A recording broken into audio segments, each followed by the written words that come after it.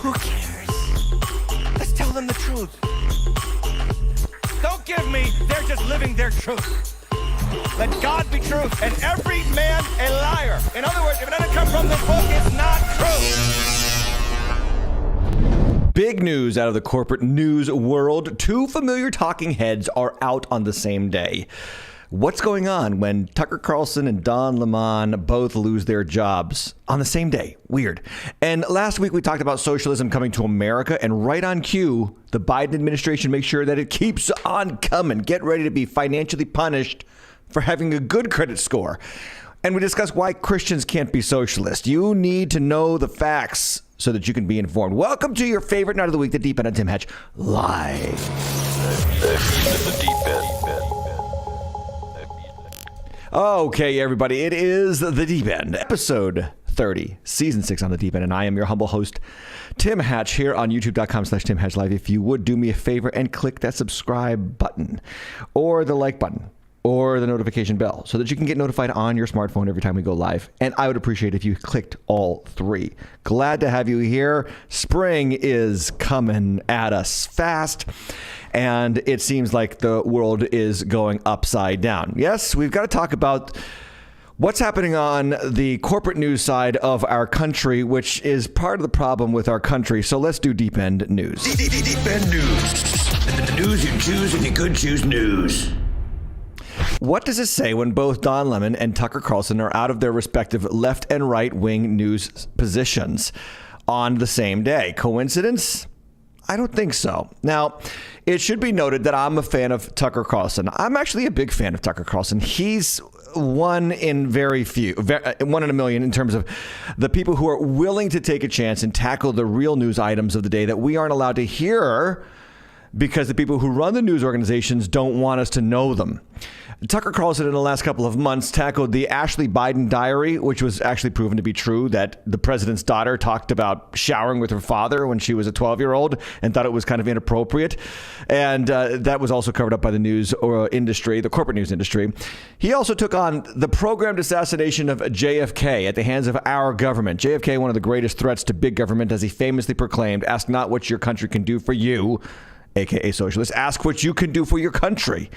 And then he released, Tucker Carlson did, the January 6th tapes that the federal government was hiding from you. The Congress was hiding these tapes from you, and he broadcast them on his show on the air, showing that the January 6th insurrection was actually more like an invitation, as even those videos being released got Jacob Chansley, the Viking horn-wearing QAnon shaman, out of prison because it was found that he was walked around the Capitol by Capitol Police on the same day that the people on the political side of the aisle that hates that kind of person was claiming he was a violent insurrectionist trying to kill people. Tucker Carlson also covered the died suddenly epidemic, which I have spoken about on this show. And he was also exposing, and about to expose more, on how Big Pharma spends big money on the news to promote their vaccines. So is it big government coming for you? I mean, last week, AOC was talking about how Tucker Carlson needed to be suppressed because he held different political views than she did. But on the same day, Tucker Carlson is released from Fox News, or walked away from Fox News. I'm not sure what's really happening. And I guarantee you don't know what's really happening behind closed doors either.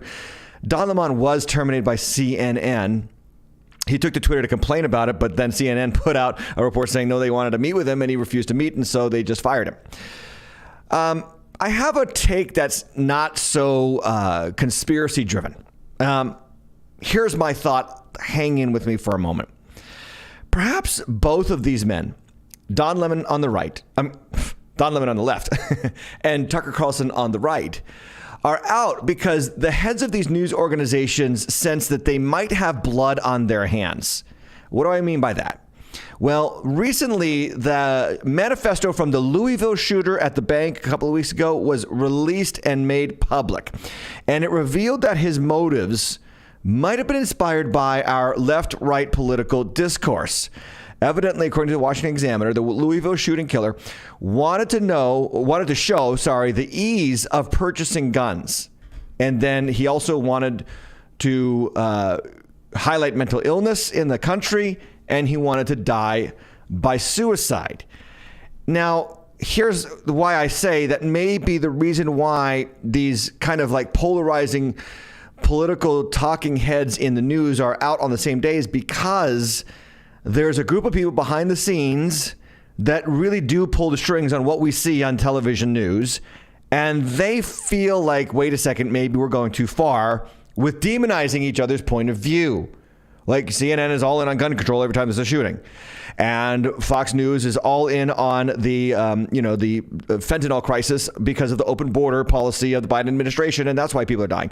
And so, you have this constant friction and you are in the middle of it. I'm in the middle of it where we have these extreme personalities driving the rhetoric up, ramping up our hostilities towards our fellow citizens up on a continued night-by-night basis, wherein now it has led to outrage and violence. And the news organizations are probably sitting there saying, wait, maybe we need to draw some things back. Maybe we need to pull back the reins on what we allow on the air. Now, I'm all for freedom of speech and I'm all for the freedom of the press. Now, do we have freedom of the press? I don't think so, because YouTube suppresses content from this channel and many other channels that the fascists at YouTube disagree with. And then you have the corporate profit-driven news outlets such as CNN, MSNBC, and Fox News, the three biggest 24-hour news networks on television, who have to constantly pump you full of news and information, stir up your emotions to get you paying attention long term so that they can sell you products during their commercial breaks. Now, on this channel, there are no commercial breaks. You will notice that because this is not a profit-based news program. This is a Christian biblical worldview-based news program, and some of you support it financially, and thank you for what you do, but we are beholden to no one. I do not share opinions based on what I think will rile you up. I share news on what you need to know because you are a Christian living in a culture that is falling apart quickly, and you need to know how to handle that from a biblical mindset. That's what the deep end is all about. That's what this channel is all about. Now, all that being said, that's my positive take on why both guys are out on the same day. Maybe there's the string pulling machine of the news network saying, let's pull the rhetoric back, let's calm things down, because if another shooting happens because of the gun debate or the fentanyl debate or whatever other debate that needs to be taking place, maybe we have blood on our hands and maybe we need to stop. Maybe we need to do something. Let's consider that as a positive take. I am not suggesting that that's the truth, but the thought occurred to me that they're thinking those things. Now, on the other hand, back to my original argument, I'm a big fan of Tucker Carlson. He did take on the news items that you would not hear about anywhere else, even on other personalities on Fox News. Like Tucker Carlson talked about the JFK assassination. No one was willing to talk about that. No one. And this died suddenly epidemic, like I said.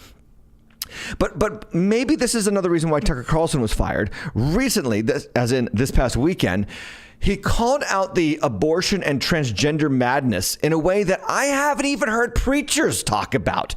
And I have that video here. Speaking at the Heritage Foundation gathering this weekend, Tucker Carlson, a Episcopalian, admitting that his religion is shallow and maybe our country is falling apart because we are promoting these ideologies that actually destroy cultures, and we need to wake up to it.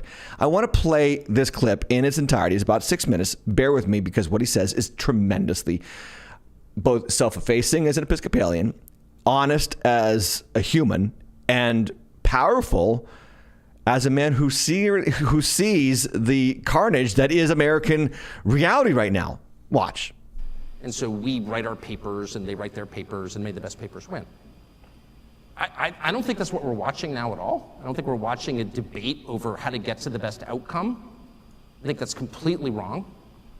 And I've come to this conclusion, and I should say at the outset I'm an Episcopalian, so don't take any theological advice from me because I don't have any. I love that. An honest Episcopalian for once. I grew up in the shallowest faith tradition that's ever been invented. It's not even a Christian religion at this point. I say with shame. But I'm just saying this as an observer of what's going on. There is no way to assess, say, the transgenderist movement with that mindset. Policy papers don't account for it at all. If you have people who are saying, I have an idea, let's castrate the next generation. Let's sexually mutilate children. I'm sorry, that's not a political debate. What? It has nothing to do with politics. What's the outcome we're desiring here? An androgynous population? Is that really what are we arguing for that? I don't think anyone could defend that as a positive outcome. But the weight of the government and a lot of corporate interests are behind that. Well, what is that? Well, it's irrational. If you say, well, I think abortion is always bad, well, I think sometimes it's necessary, that's a debate I'm familiar with. But if you're telling me that abortion is a positive good, what are you saying? Well, you're arguing for child sacrifice, obviously. It's not about a teen girl gets pregnant and what do we do about that and victims of rape. I get it. Of course I understand that, and I have compassion for everyone involved. But when the Treasury Secretary stands up and says, you know what you can do to help the economy? Get an abortion. Well, that's like an Aztec principle, actually. There's not a society in history that didn't practice human sacrifice. Not one. I checked. Even the Scandinavians, I'm ashamed to say. He's right about this, by the way. Every historical human civilization practiced some form of child sacrifice, including, young people, the Native Americans and their tribes who lived here before the evil Christian colonists arrived on these shores. It wasn't just the Mesoamericans, it was everybody. So that's what that is. What's the point of child sacrifice? Well, there's no policy goal entwined with that. No, that's a theological phenomenon. And that's kind of the point I'm making. None of this makes sense in conventional political terms. When people or crowds of people, or the largest crowd of people at all, which is the federal government, the largest human organization in human history, decide that the goal is to destroy things, destruction for its own sake. Hey, let's tear it down. What you're watching is not a political movement, it's evil. So if you want to assess, and I'll put it in and I'll stop with this. I'll put it in non-political, non-specific theological terms, and just say, if you want to know what's evil and what's good, what are the characteristics of those? And by the way, I think the Athenians would have agreed with this. This is not necessarily just a Christian notion. This is kind of I would say, widely agreed upon understanding of good and evil. What are its products? What do these two conditions produce? Well, good is characterized by order, calmness, tranquility, peace, whatever you want to call it, lack of conflict, cleanliness. Cleanliness is next to godliness. It's true, it is. And evil is characterized by their opposites: violence, hate, disorder, division, disorganization, and filth. He's right about that, by the way. Now, the Bible doesn't say cleanliness is next to godliness, but there's a lot of cleanliness laws in the book of Leviticus. You know that book that you skip when you try to read the Bible in a year? A lot of washings and a lot of ceremonies about that, and a lot of food prescriptions about how to take care of yourself bodily. We don't notice that because we live in a very modern society, which has the benefits of, hand sanitizer and soap and cleaning products. But the Bible itself is a very pro-clean document in human history, one of the cleanest. And he makes a very valid argument. You have to take the moral guidelines of the Bible in hand with the cleanliness laws of the Bible and say, look, it's right on both accounts, both the moral cleanliness and the physical cleanliness laws. They're both valid in the scriptures. Very good point that he makes there. So if you are all in on the things that produce the latter basket of outcomes, what you're really advocating for is evil. That's just true. I'm not calling for a religious war, far from it. I'm merely calling for an acknowledgement of what we're watching, which is not what, and I'm certainly not backing the Republican Party. I'm not making a partisan point at all. I'm just noting what's super obvious. Like, those of us who are in our mid-50s are caught in the past in the way that we think about this. One side's like, no, I've got this idea, and we've got this idea, and let's have a debate about our ideas. They don't want a debate. Those ideas won't produce outcomes that any rational person would want under any circumstances. Those are manifestations of some larger force acting upon us. It's just so obvious. No, did you hear what he said? They're manifestations of some larger force acting upon us. He's talking about a spiritual war that we're in. And this is a primetime news host that is now out of his job at a supposedly conservative news station. Just kind of interesting that this is all happening right now. Completely obvious. And I think two things. One, we should say that and stop engaging in these totally fraudulent debates where we are using the terms that we used in 1991 when I started at Heritage, as if maybe, I could just win the debate if I marshaled more facts. I've tried that, doesn't work. And two, maybe we should all take just like 10 minutes a day to say a prayer about it. There we go. I'm serious. Why not? And I'm saying that to you, not as some kind of evangelist. I'm literally saying that to you as an Episcopalian. The Samaritans of our time. I'm coming to you from the most humble and lowly theological position you can. I'm literally an Episcopalian, okay? And even I have concluded it might be worth taking just 10 minutes out of your busy schedule to say a prayer for the future, and I hope you will. Powerful stuff from Tucker Carlson at the Heritage Foundation over the weekend, and the next day or the second day after that, he's out at Fox News. He makes some incredible points. The destruction, those people who are calling for the destruction of the world are evil. The destruction of man and woman, the destruction of marriage, the destruction of family, the destruction of children and their bodies before they're even adults. This is an evil. Proof that there's a group that is bent on destroying things, even far off things. Imagine a magazine devoted to brides, B-R-I-D-E-S, from a third world country, highlighting the beauty of male brides. Not M-A-I-L order brides. No, M-A-L-E brides. This is from the Indian publication Brides Today magazine, and it has profiled men dressed as Indian brides. And you can check out, this is a real story. It's over at bridestoday.in. Just in case you were interested, there is no rest for the gender confused. Those who want to destroy the world from the ground up. They are making headway even into the largely Hindu and Muslim populations of the world. They won't be satisfied until all is destroyed. That's the news. Now we got to talk about socialism coming into America in a deep end follow-up from last week. The deep end follow-up. So last week we talked about this. Capitalism is moving out, aka huge companies are moving out of American cities because they cannot make a profit because of the large in-swath of criminality in those cities. And socialism is being called on and being begged for by particularly the younger generations. And right on cue, as soon as I talk about those things, it's like the news actually makes my point for me, because the Biden administration just introduced a heinous new socialist rule in the name of economic, quote unquote, fairness. And I bring you news out of Reason magazine to talk about this. The title of the article is Borrowers with High Credit Scores Penalized Under New Federal Mortgage Fee Plan. So what's going to happen is, if you have a good credit score, that is your monetary credit score, I think all you need is about a 650 and above, you are going to be charged an extra $40 on a governmental federal fee to your mortgage so that you can help pay for the mortgages of those without good credit. I kid you not, this is actually happening. And Reason magazine talks about this. Mortgage borrowers with good credit will face higher costs under a new scheme from the Federal Mortgage Association.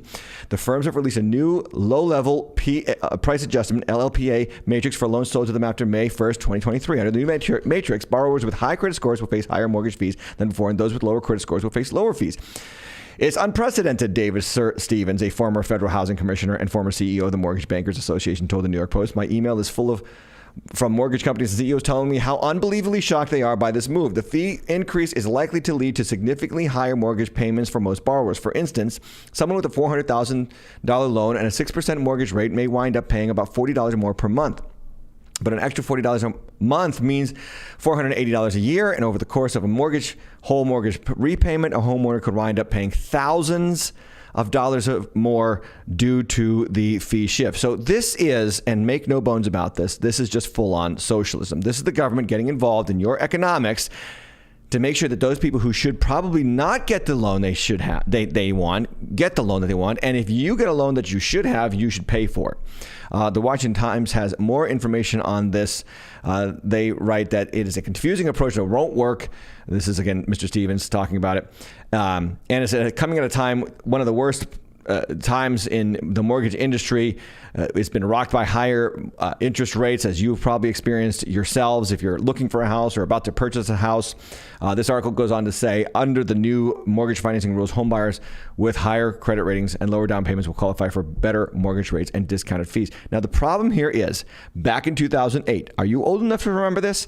That when the banks got in the business of giving people loans who probably should not have had them because they did not deserve them, because they did not prove themselves credit worthy, ultimately ballooned the housing market into this false bubble. It popped because the people who couldn't pay their mortgages didn't pay their mortgages, and then the whole system crashed.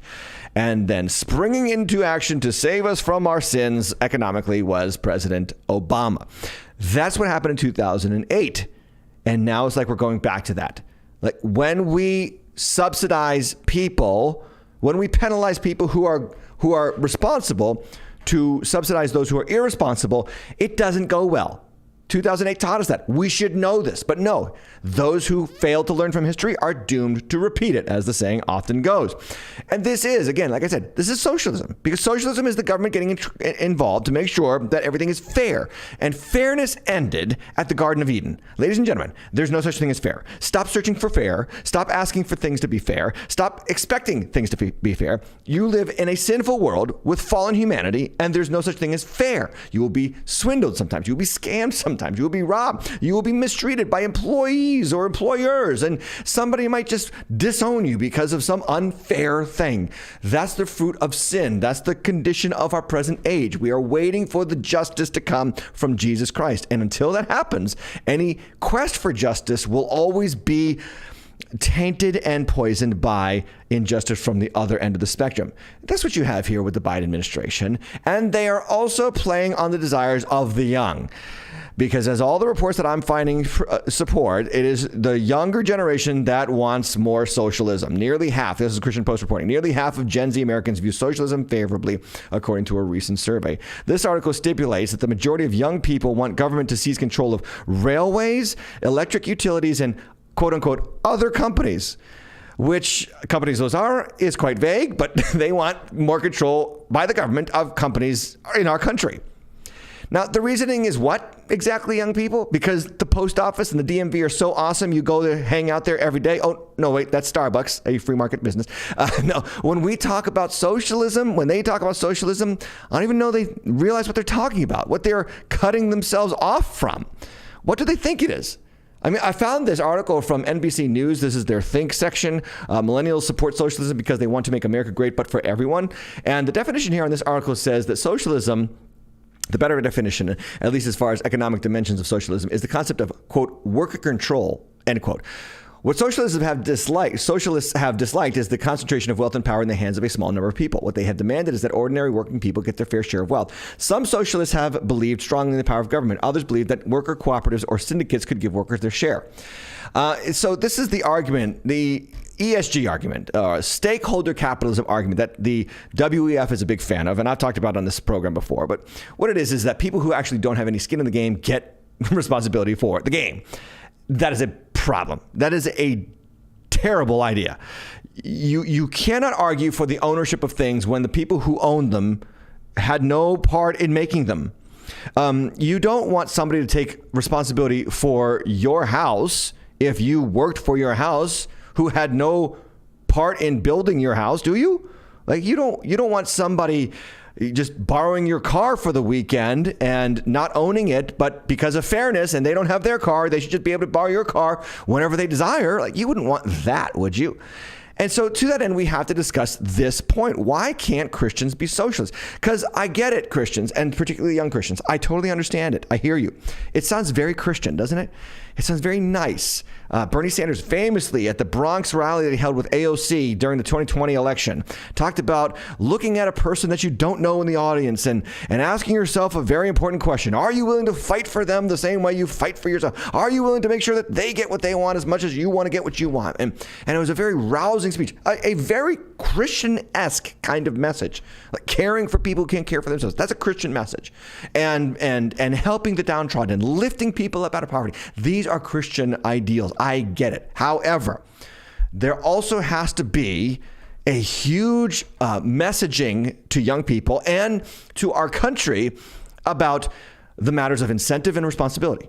You see, what does God give Adam and Eve in the garden? He gives them the beauty of the garden, but it is that. It is a garden, and gardens take work, and gardens take responsibility, and gardens take cultivation. And here is the number one reason why Christians cannot be socialists, because it's a matter of incentive and responsibility. In other words, you have to have skin in the game. The question that I have is, if you don't have to work for what you gain, why would you work to keep what you gain? So somebody doesn't own it, somebody doesn't work for it, and we're supposed to expect that when you give it to them, they're going to take care of it? Have you ever seen the difference between a rental property and a home that is owned by someone? I mean, just look at them. Does anybody see the difference between Section 8 housing, which is government subsidized housing, and neighborhoods where people own their properties? This is not a skin color issue. This is a economics issue. This is how God ordained us to live. First off, it's not ours. That's the principle of Scripture. Psalm 24 talks about this, and the law, the Torah, talks about this. Everything belongs to God. We are managers and caretakers, but God has put it in our hands to care for it for our benefit and for the benefit of our neighbors, but ultimately in responsibility toward Him. You got to work for it. You got to maintain it. You got to hold on to it. And all you got to do is look at the rich people from a generation ago or from a century ago. Like, who were the rich people a century ago? Think about the names. Who were they? Rockefeller, Vanderbilt, the Roosevelts. Are their children now the leading moneymakers and wealthiest people on this earth? No.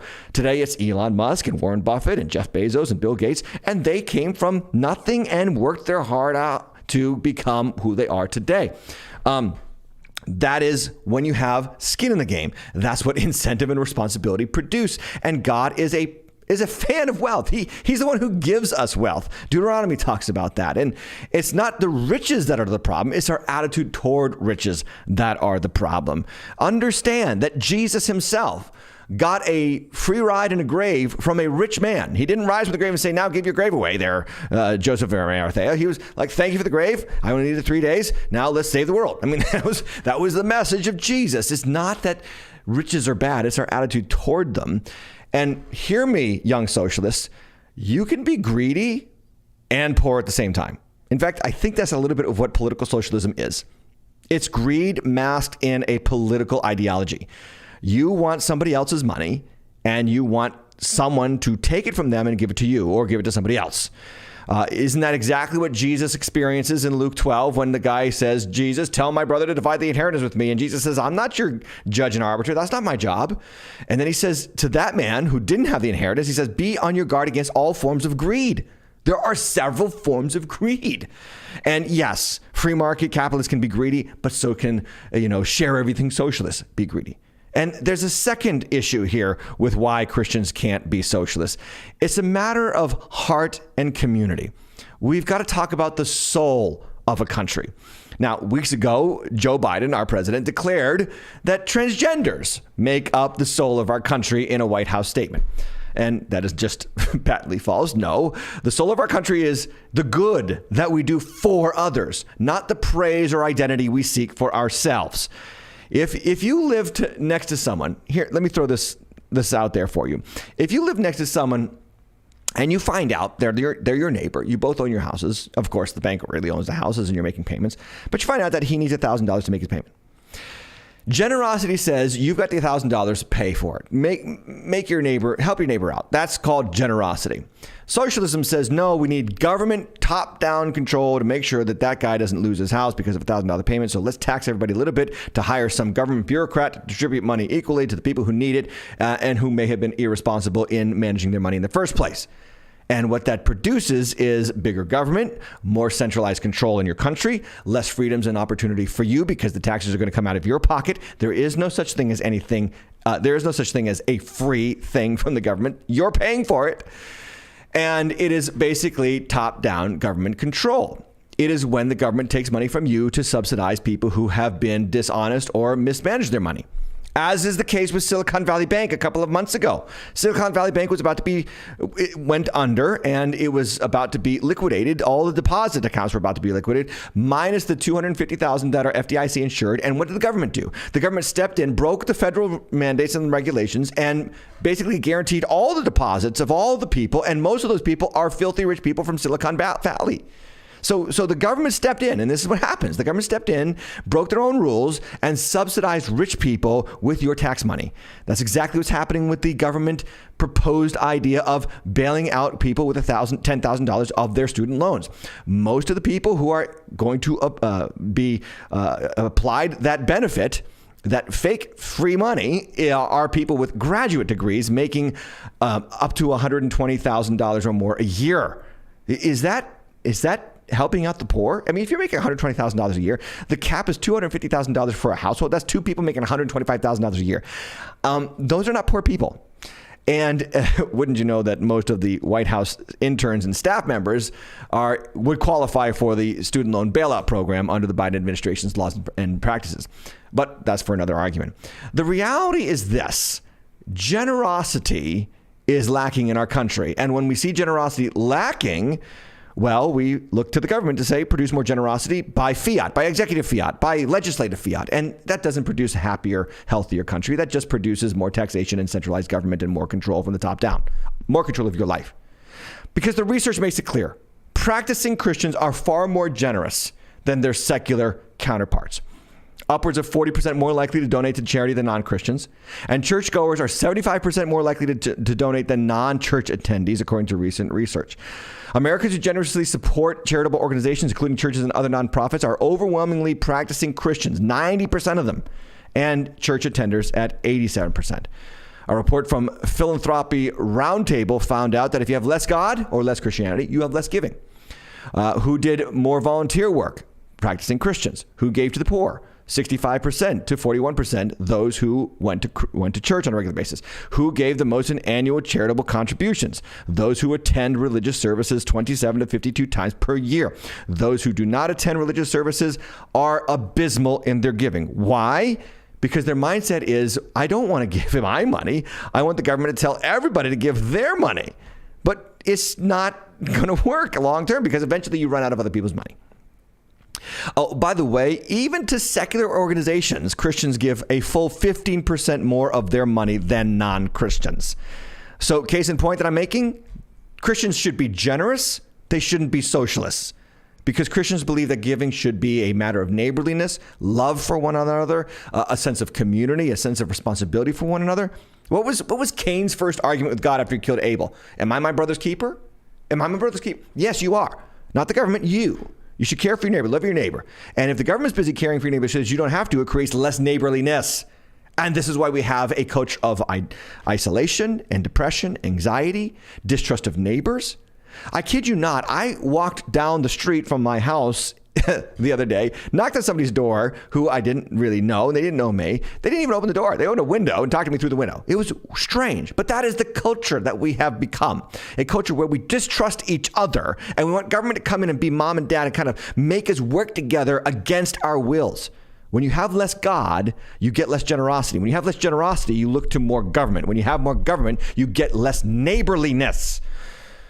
And this is why you can't turn to the government to solve these problems. You've got to turn to the faith of Christianity that produces a godly giving heart. Not only does it produce a godly giving heart, it produces a less anxious, more positive heart. Newsweek reporting that Christian young adults are less anxious about the future than their peers who don't go to church. This is a study that says religiosity in the United States may be declining, but millennials and Gen Zers who go to church report better mental health and fewer feelings of anxiety about their futures, according to this new study by a Christian polling firm. And further insights find that 51% of self-reported practicing Christians who regularly attend church reported feeling optimistic about the future, in contrast to about 34% of respondents who do not identify with religion that said that they were optimistic. So the point being that if you go to church, you're less anxious, so you're more positive. If you don't go to church, you're more anxious and less positive. What do you want? I know what the government wants. The government doesn't want you to feel optimistic. It wants you to feel like everything's about to collapse and they're here to save the day. And that is the appeal of socialism, particularly from young people. Again, back to young people. Years ago, Cabot Phillips, who works for the Daily Wire now, but he started with a YouTube channel called Campus Reform, and he went to college campuses and would ask about societal issues amongst the college-age kids there. And this video is fantastic, where he asks college-age kids on a college campus about socialism, and they're all for it until it comes home and costs them personally. Watch this. Which would you rather have in America, socialism or capitalism? I would say socialism. How do you view the word socialism, favorably or unfavorably? I guess I would go with favorably. Like, I have family in Europe. They go to college for free. Their healthcare is paid for. They don't have to worry about it at all. I favor that over capitalism. Okay, got it. I also think I favor that, like, socialism over capitalism. Socialism is more geared toward, like, helping the people in your, the governed. I'd rather people have that same opportunity. There's a lot of excess in America. The main idea of socialism being that people at the top are doing their fair share to help people at the bottom, trying to prevent disparity of income and trying to prevent excess, as you called it. So on campus, if there's a GPA disparity where there's people at the bottom with a poor GPA, would you support a policy where people at the top spread the wealth and give that GPA to people at the bottom? Help them get a better GPA? Yeah. I'm all for helping. I wouldn't give, let me just give you some of my points. But it's about being fair, right? We got to help people at the bottom. I've lost a lot of sleep, so I don't know if I will be fair. It's hard. I guess it would be kind of hypocritical for me to say no. That's completely different. How's it different? Because I'm studying all day for my grade. What do you mean by sharing it? Literally, giving them a chunk of my GPA? Yep. Dang. It's just so great. It is so great because suddenly the rubber hits the road and they realize that once it costs me, well, I'm not in favor of it anymore. I remember when I ripped the socialism out of my daughter when she was 12, she was 8. And Barack Obama had just been elected president, and he was going to become he was the most socialistic president that we had ever had. And she was a big fan of Barack Obama. And of course, my wife and I, we were not, but because of his policies. And we went trick-or-treating, and she went out with her 3-year younger brother than her, and she's 9 and he's 6. And they went out, and because she's very motivated as an older kid, she got a bunch of candy. So they came home. She's got this huge pile of candy, and Connor's got a little smaller pile of candy, 3 years younger than her. So we said, here's socialism in action, Olivia. We're taking some of your candy and we're balancing out the scales. We put some of her candy in Connor's box or container there. And she was absolved of the socialistic streak immediately. 9 years old, and it was OVA for my daughter. But kids, you got to realize something. There is a whole side of the political aisle that is pushing socialism on you because they want to be your heroes. They want to be your saviors. And frankly, they know you're stupid enough to believe them. Take Katie Porter, and this is phenomenal. On Bill Maher's real-time program, Katie Porter was asked, or the conversation went around to young people being ill-informed. And then she was talking about the fact that they're immature and they shouldn't have guns or they shouldn't have certain things whatever it was, is a left-wing issue. And Katie Porter, a congressperson from California and probably Dianne Feinstein's replacement for the Senate in California, kind of self-owned herself when she talked about young people being immature and voting for her. Watch. Are immature. That's why they're kids. Not at 21. Not all over the world. 21-year-olds are immature. That's why we don't let them drink until they're 21. That's why some of us don't think that 20-year-olds or 19-year-olds ought to be able to go get AR-15s. They can go fight. I think there are arguments. They can be in the Army. Well, I think that's a discussion we should have because I think the more we know about I thought if you vote, you should be able to have a certain level of maturity. They're deciding whether you should be in Congress or not. Well, and by the way, I win those votes. What? And I win those votes, and I'm proud of it. But what I'm saying you just is said you that, win the votes of the immature. well, but You know what that is? That is a amazing self-own by Katie Porter. Literally just confessing that young people are immature and uninformed. Oh, and I win their votes. So give me more power so that I can take more of your money and give it to people who don't earn their own money and don't take responsibility for their lives. That's amazing when they actually let the truth seep out. But this is also pointing back to one of the bigger problems that you have to see right now happening with our government. And it is a repeated theme that I've talked about on this channel. First, government creates the problem and then it pretends to solve it. There are some people who run for government or work for government who want to be your savior. And so they need to create a problem that they alone can save you from. So they scare you with viruses and then offer you vaccines. They scare you with climate crises and then offer you more taxes while they fly around the country or the world in a private jet. They charge you extreme prices for school, and then they offer to save you from it through loan, quote unquote, forgiveness. By the way, one of the people that flies around the country on private jet and then talks about left-wing policies from the stage while she sings very popular songs is Taylor Swift. And all you got to do is a little fun project is Google the term Taylor Swift private jet usage, and you will find this. Taylor Swift's jet was in use for 170 days out of the first 200 days of the year and emitted 8,293 metric tons of CO2. That's 1,100 or almost 1,200 times more what the normal person emits each year, according to a report from the sustainable marketing firm Yard. Now, Taylor Swift, like I've talked about on the show before, is a left-wing propagandist who flies around the country complaining about all her boyfriends and bad breakups, and she is indoctrinating your kids, your teen girls, to believe what she believes. And she is phenomenally successful at doing this, and she is creating a whole host of future socialists who will be glad to celebrate her top #1 songs while at the same time giving more of their money to the government. Well, at least she didn't attend college because it would only have made her stupider. But that's the problem. First, government creates the problem and then it offers the solution. Like, again, back to college tuition and fees. Over the course of the last 30 years, college costs have increased 500%. Inflation of college costs, 500% over the last 30 years. The average inflation percent of most products is like 30%. College, 500%. Why? Because they have to create a problem, then they have to offer you solutions that they can give you. Take, for instance, the recent findings that the popular high-priced schools out there like Stanford University have more administrators, more staff than students. Stanford University has 15,000 administrators, 2,200 faculty members, and 16,000 students. That means that the staff of Stanford University outnumber the attendees of Stanford University by 1,100. Less people are paying the bill of Stanford than being on the dole of Stanford. In other words, you have basically functional socialism, top-down bureaucracy funded by the minions who come for the product at Stanford University. A Yale article highlights the ratio of students to administrators is now 1-to-1. That is one student for every administrator at the school. Who's paying the bills for those administrators? The students. So a student has to pay a salary for the administrator. That's really where you get $75,000 a year education. Forbes talks about bureaucrats in buildings being the reason for high costs in colleges.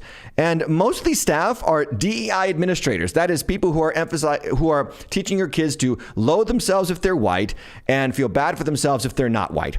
Kids, just imagine for a moment how much a Big Mac would cost if McDonald's had to have one staff member per person on staff every day for all those who would order a Big Mac that day. It would be like a $5,000 Big Mac, and it would be worth about the same amount as a gender studies degree from Stanford University. And here's the best part about being on staff at a college. You can't get fired after a while. You get tenured, which means you can never be fired, which means you could mail it in for life, make $165,000 a year for pretty much mailing in and repeating the same stuff you've been teaching for 30 years about how capitalism is evil and socialism is awesome, and you're creating a little socialist utopia for yourself there on college campuses. And this is what you get. You get people funding those who claim to be experts. Government creates the problem, and then it offers to solve the problem by having guys like Joe Biden march around the country, although he can't really march, more like limp around the country and promise to pay off your student loans, which is not actually paying it off, but asking plumbers and carpenters and day workers to pay for your gender studies degree from Stanford University. It's socialism. And this guy, this president that we have right now in office, is all on board with this. Now, I consider him a meat puppet. That is, he is a very convenient, mindless leader who kind of dawdles around the White House while the deep state runs the country. Well, the other day from the Rose Garden, he said the scariest words I've ever heard from an American president. Literally said these words. I cannot believe them, that he said it. No such thing as someone else's child. Listen. Rebecca put a teacher's creed into words when she said, there's no such thing as someone else's child. No such thing as someone else's child. Our nation's children are all our children. Huh? What? That is the scariest thing I've ever heard an American president say. That's the scariest thing. Yes, my children are my children. They are not your children. They are not your children. I do not come to you to pay their bills, okay? If we want to make this claim that they're your children, then I'm coming to you for lunch for them tomorrow, okay? That should be how it works. Let's follow this logic to its most extreme example. But this is the ideology of socialism. The government is one big mom and pop who takes care of all of us from the cradle to the grave. Now, the question is, how has it worked in countries where it's been tried? A lot of times young Americans like to say, well, we haven't tried socialism properly in this country. Well, a little while ago on PragerU video, Will Witt went to a convention of Romanian refugees who suffered from top-down communism. Now, that's the next step after socialism. Top-down government control of a country. And these were Romanian refugees who came to America for freedom and opportunity.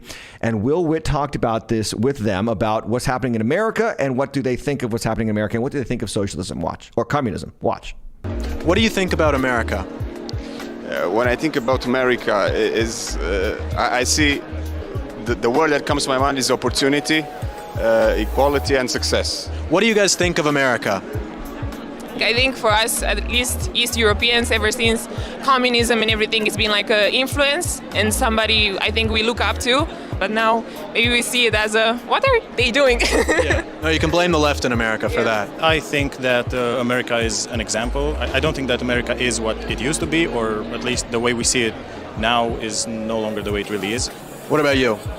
Well, as everyone says, it's the land of possibilities. I think it's the source of the change in the world at the moment. So Europe, including Romania, are just coping and doing the same. What is going to change in America is going to change here in a couple of years. In America, we have a lot of people who are praising communism. They say communism is great, socialism is great. We have members of Congress who are openly socialist. When you hear that from people in America, what does that make you feel as someone who lives in a country that has dealt with communism? Well, I was 1 year old at the revolution, but we still feel the effects of communism today. I've heard a lot of horrible stories. The food was scarce. You couldn't think a lot of things, the things that we think today. You couldn't speak a lot of the things that we speak today. You couldn't gather so openly in a church because they were forbidden. For me, I'm glad we are over it, but I wouldn't want to see it anywhere else in the world. What would you say? Okay, can't speak, can't think, can't go to church. Sound familiar? Sounds like the last 3 years in this country with the COVID pandemic, although the COVID pandemic wasn't the problem. It was the government response to the COVID pandemic. And then the left-wing arguments about what you now can and cannot say. These things are coming to America, and those who have experienced them before are like, what are you doing, Americans? Don't be stupid. One of the other issues of socialism, one of the other arguments that we need more socialism for is because of how black people were treated in this country in times past, okay? And no one is making excuses for that. But the argument over reparations is another socialist talking point. Like, we need to pay black people back for slavery and Jim Crow and segregation. So Dr. Phil actually had a pro and con point of view back and forth with experts on both sides to discuss the issue of reparations in our country. One of the experts that he had on was named Bob Woodson. Bob Woodson is the founder and president. He's on the far right there of your screen. The founder president of the Woodson Center. He wrote the book Red, White, and Black, Rescuing American History from Revisionists and Race Hustlers. Here's what he had to say about the potential of paying black people back for slavery. You'll never believe the logic of his argument. Watch. If you dissect it, you will find there were about 3,700 free blacks who owned 12,000 slaves, black slaves. The question is, do the descendants of those free blacks who owned black slaves, do they pay? Blacks really benefited more the first 100 years after slavery than we have in the last 50 years. I was born in 1937 during the Depression. Everyone in my small, low-income black community, 98% of the households had a man and a woman raising children. Elderly people could walk safely in that community without fear of being assaulted by their grandchildren. Never heard a gunfire during that time. Never heard of a child being shot to death in the crib. But there are 50 children today who have been shot and killed in our cities. If you're talking about remedies, we've got to look beyond saying that every solution has to have a winner and a loser, that blacks can only benefit if whites lose. We have to be defined more than just victims of oppression. Yeah. Unbelievable. Think about those facts, too, that he lays out there, because it's true. 3,000 blacks were freed before the Civil War. They took advantage of their freedom to own 12,000 black slaves of their own. And some of them were, according to even Dave Chappelle, talks about this in his special, The Closer.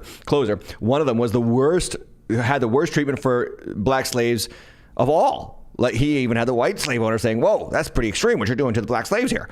This is a tremendously inconvenient truth to the ideology of socialism, because it's the idea that the government can provide a solution to every problem. It can't. Because when the government provides a solution to every problem, you become victims instead of people who produce and overcome. There is a tremendous value in life to overcoming obstacles. There is a tremendous value to being pushed down by others and yet pressing through in spite of that resistance and winning and accomplishing something. There's a sense of self-worth that comes. There's a joy. There's a satisfaction. Yes, some people can't push through, and we got to help them. But more than often than not, the people who are pushed down can press through. And the scriptures should teach us Christians about that more than anything. The scriptures are a record of people who were pushed down. David, pushed down by his father, pushed down by his brothers, and won and beat Goliath. Who else? Jesus, pushed down by Herod, pushed down by the religious establishment, and yet overcame. Paul, pushed down by the Jewish establishment, pushed down by haters in the paganist religions. They pushed through and wrote 1/3 of the New Testament. We are taught in the scriptures to press through obstacles, not consider obstacles to be a perpetual excuse to feel like you're a victim and then demand that the government solve your problems. Another inconvenient truth about slavery that no one mentions is the number of white people who were enslaved by North Africans in the centuries before this country was even started. This is given by Thomas Sowell in an interview. I think this is with the Hoover Institution. And watch his argument and reasoning here. And so if you're going to have reparations for slavery, it's going to be the greatest transfer of wealth back and forth and between and cross-hauling, as they say in the railroads. Because the number of whites, for example, who were enslaved in North Africa by the Barbary pirates exceeded the number of Africans enslaved in the United States and in the American colonies before that, put together.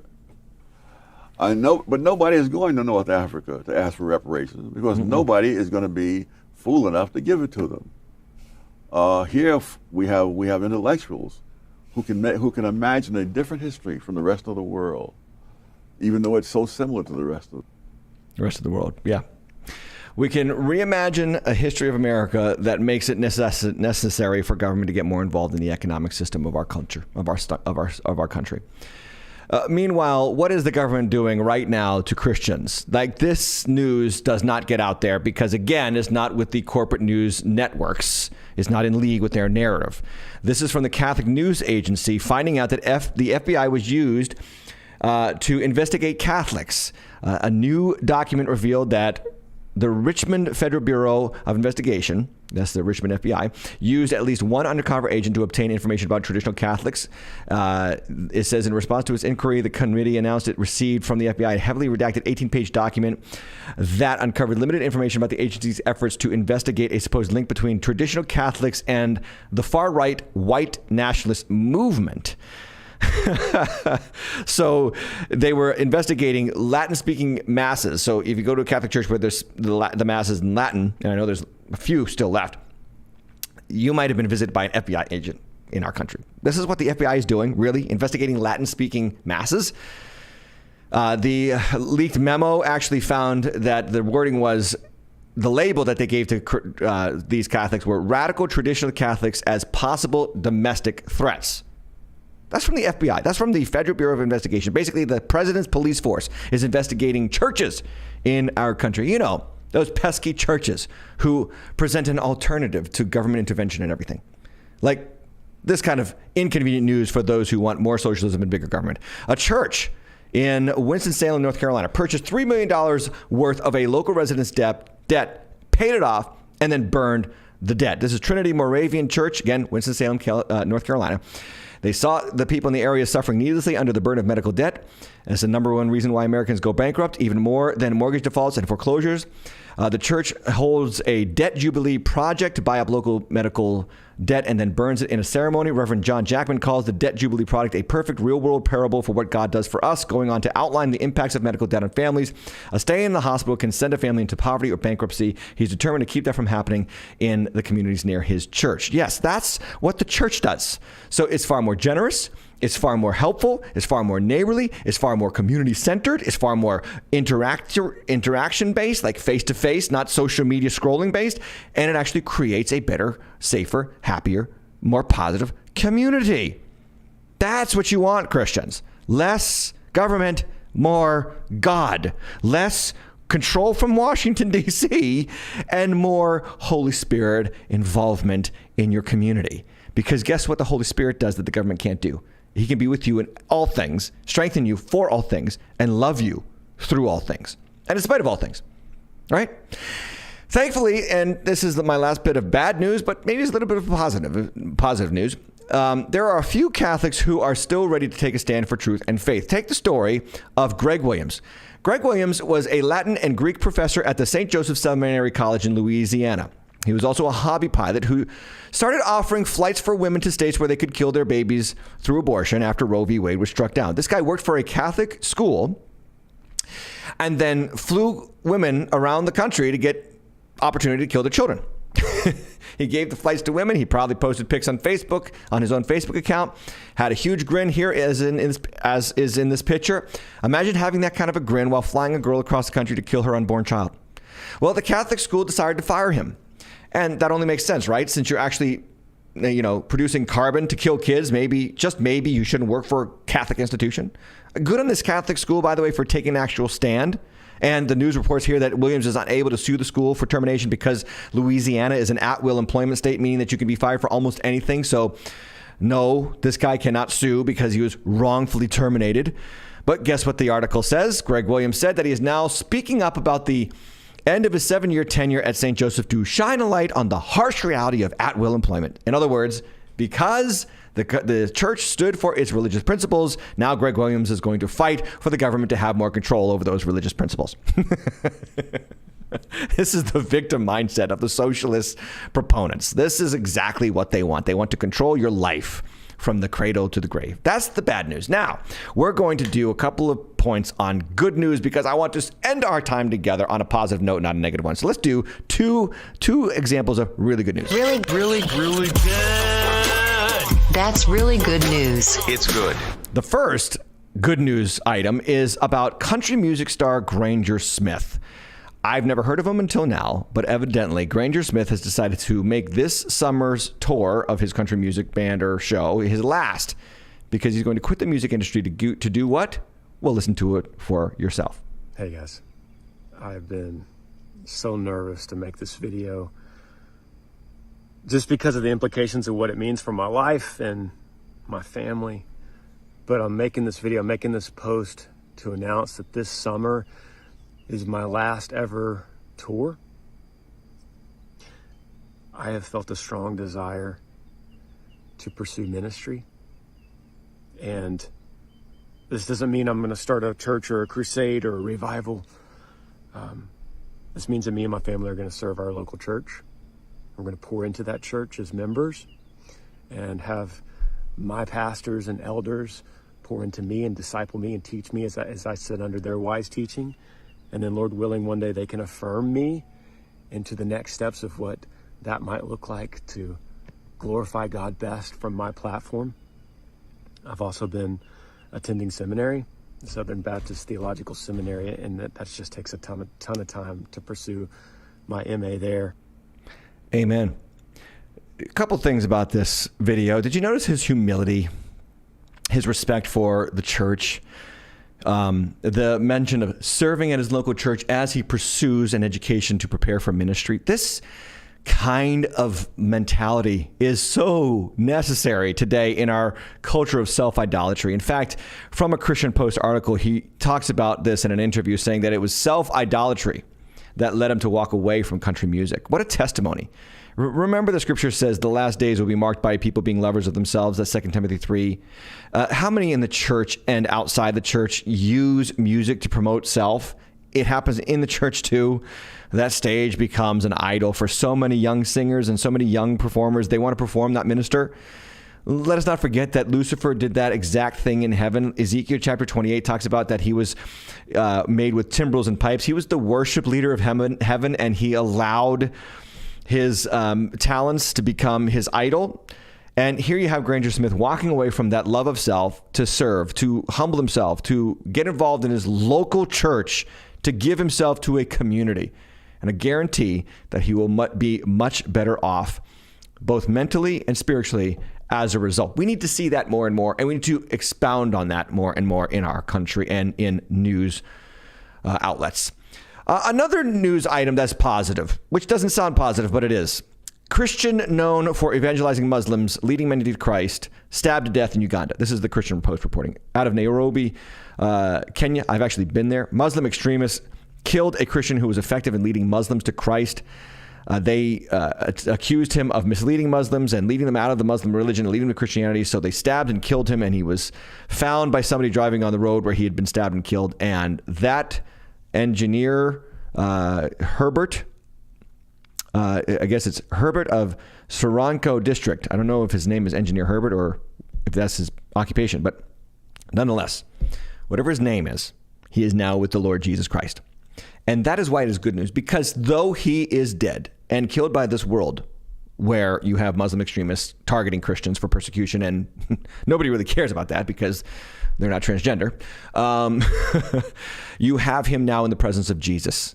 He has finished the race. He has won the crown of righteousness that the Lord has in store for those who love his appearing.